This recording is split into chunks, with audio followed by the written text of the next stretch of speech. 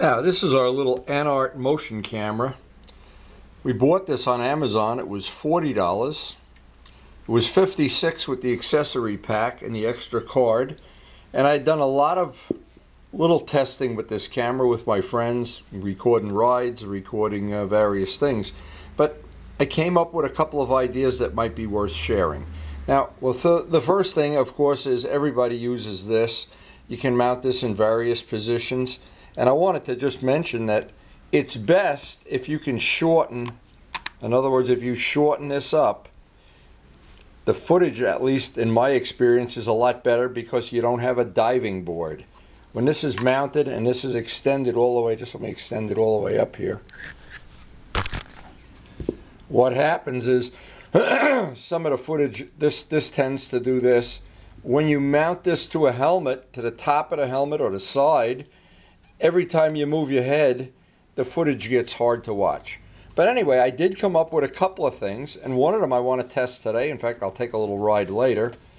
I wanted to just say that so far, it's been so much fun having this camera, I ordered another one. And to my surprise, they said they're a month back ordered. So for a month, I'm going to just be playing with the one camera. But my goal was, and number one is I have the helmet mount. That's pretty self-obvious. You can mount it backwards, you can mount it forward. When you mount this up here, it's best, if it's going forward, at least on my helmet, it has to be way up higher or else you wind up taking pictures of the instruments. And where you think this is, it really has to be a little bit further back. When you mount it backwards, I found a good little trick from, and of course it'll change when this is where you put this on your helmet. I just want to see just the edge of the helmet in the video, and I know I've got the rider behind me pretty much in focus. So that was one little tip that can save you a couple of days of frustration. Now, I haven't done anything with Rob's bike. Haven't really ridden his bike much yet. But what I did with the Suzuki, I made this mount. Now, the reason I made these mounts, and I didn't use the ones that come with it, the ones that come with it, I just find they're a little bit different than what I want. My original goal was I wanted to make this further out so I could see more of the middle of the instruments. And this one worked out kind of okay, so I never even changed it or moved it. I leave it right on the bike at all times. Now this is the one I'm going to be testing today. This is on the FZR. I have a spare cap. I mounted this so I could rotate it back and forth. The idea being that I want to see just about that much of the windshield. I don't want to see that, and I don't want to see that.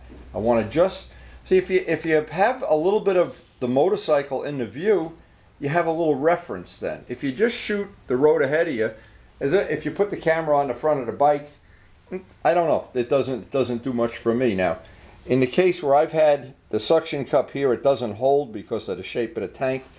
When I've had it mounted on the back, I didn't like the fact this tail section is rubber mounted and I'd get a lot of vibration. I also made a mount back here that from the back foot peg, where the back foot peg mount, and it was in my way all the time. I didn't like it. On the 750, I put the mount right behind the seat. I made a solid mount. That worked absolutely perfectly. So what I'm saying, and the point I'm trying to make is I've fooled around and haven't done anything with the R1 yet, and I made this mount. This was the old camera mount for the flip camera, which worked real well. Of course, flip is out of business now. Handlebar mounted stuff on some bikes, just to mention things, some of the bikes, and especially the two-stroke bikes, they have resonant vibration at 10 grand or at 8 grand. Sometimes you just be watching it and all of a sudden it's shaky and it goes away.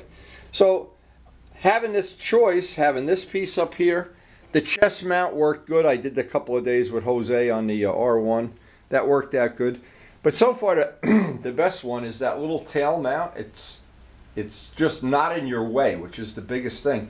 When I've mounted that piece to the back, I've tied a string on it, to be honest, just thinking I didn't want to lose the camera and have it fly off and hit somebody in the head.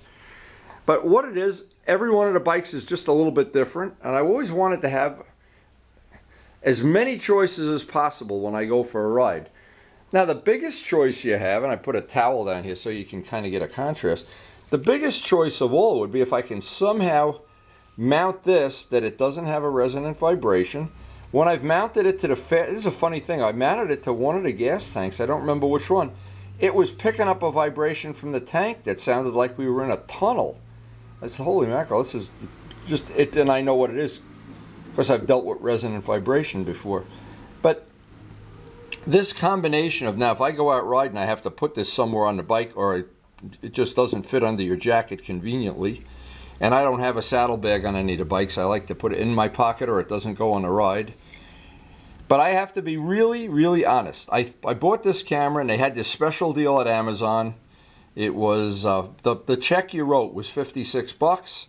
And they had the camera, the mounting kit, and the cord. It's now about $15 more. The second one I ordered that wasn't on special, it was $15 more. Still, I think one of the biggest bargains. You have the most fun with this you can have. And even if you pay list price, it's going to be about 65 bucks. And I think I'm getting sick. Can you imagine this? In the middle of the summer, you can't get sick. Got to go out and take a ride today. So let's see if we can learn anything today.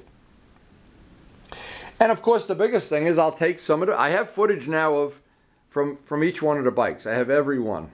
I think. Maybe I don't have Rob's bike. But anyway, the primary thing today is going to be to try to test this one, which I have a lot of faith in. Now, this is the problem, the reason I wanted to test it today. See, I think this might be, as you make the camera closer and closer to the middle of the motorcycle, this becomes a diving board. So I might have to make a reinforced bracket for that. I don't know. But I like having it here. Now, another reason for having it here, if it's on the helmet, you can never tell if it's on, off, or what, or if the battery goes dead. If the camera's right in front of you, like it is on a chest mount, you have that ability to just look down and say, oh, camera's off. Or another thing, I'm riding down in the park, say, and somebody in front of me has a Ferrari. Well, oh, I will take a picture of that Ferrari. Now I can get right behind them and, make them give it the gas or whatever. So having a camera right in front of you is a nice little accessory. So I don't know if that's going to work. If it doesn't, I'll just put a bolt back in, like one of those aluminum bolts. But the ones that they give you with the bike are certainly good. What I'm trying to do is make something just a little bit better. Now let's see how today plays out.